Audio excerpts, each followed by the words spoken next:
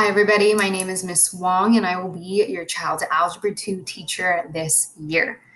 If you want to get some information, feel free to pause this video at any point. So let me tell you a little bit about myself. I grew up in the East Bay and San Leandro in Oakland. I went to high school at San Leandro High, where I was a pirate, graduated, went to UC Santa Cruz to pursue my bachelor's in mathematics, my teaching credential, and my master's in education. I am now a San Mateo High School Bearcat. This is my 8th year teaching, and it is my 3rd year at San Mateo, and my first year distance teaching, like it is for all the other teachers out there.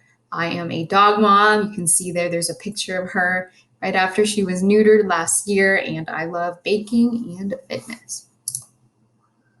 So what are the classroom norms this year? Now that we are on Zoom, of course, it is expected that we participate. So what does that look like? Their camera is on.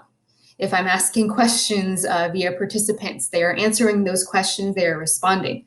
Any work that we're doing is being completed or worked on. However, if we're having internet issues where maybe it's more beneficial that the cameras are off, sometimes that'll save some bandwidth, then they need to communicate that with me in the chat so that I know there's a reason why that their camera is off, and it's not that they just walked away from the screen. We want to continue collaborating in this environment. It's still possible through breakout rooms. So sometimes they'll do things in partners or groups via class kick.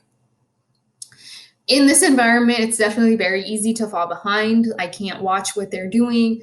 I'm not there with them in the same room. So we want to make sure that we're advocating for ourselves.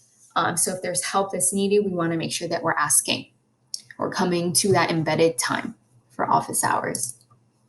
The materials that we'll need for this class is we are going to need a graphing calculator, a TI-84. You can get either the Plus or the CE Color Edition. You can also get a TI-83, but we want to make sure we're not getting a different calculator because I'm going to instruct us on how to use it. And if we are not using the same calculator, they do work differently and have different directions for how to do certain things. So if we have a different calculator, it'll be harder for us to follow along.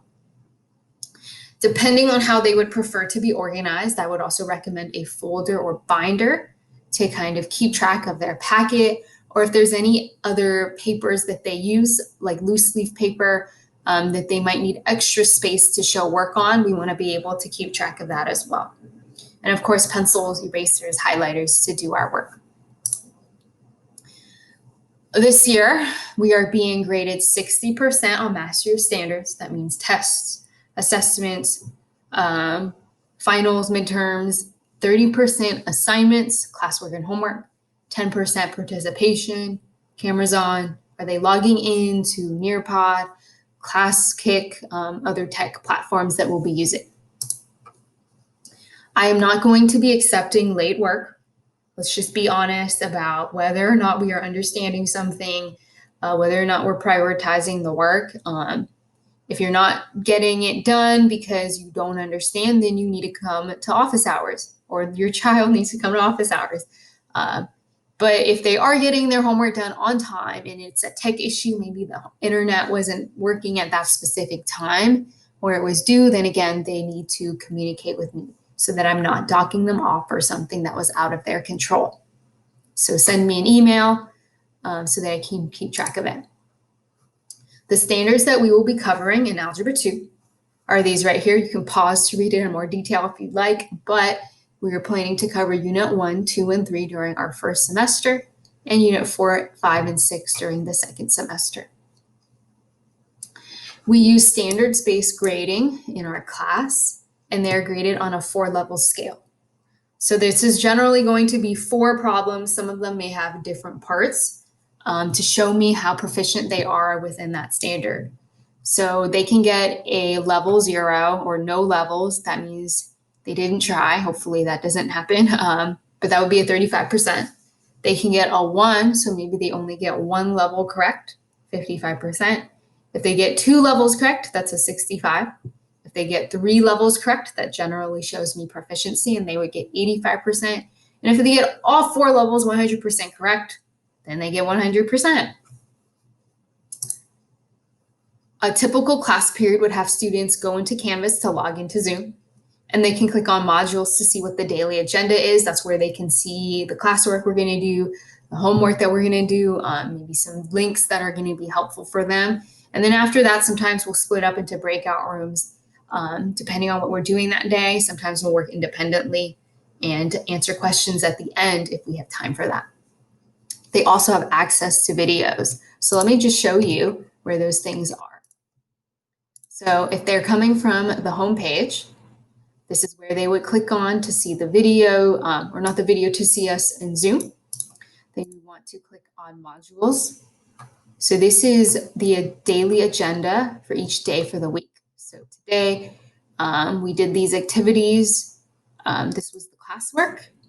And if they, for some reason, miss class or want to review it, there is a video there for them.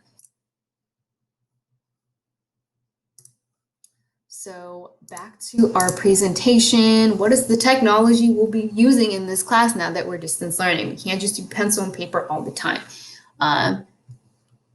So we have Canvas. This is our general resource where we have our grades, homework, classwork, syllabus, like we just went over.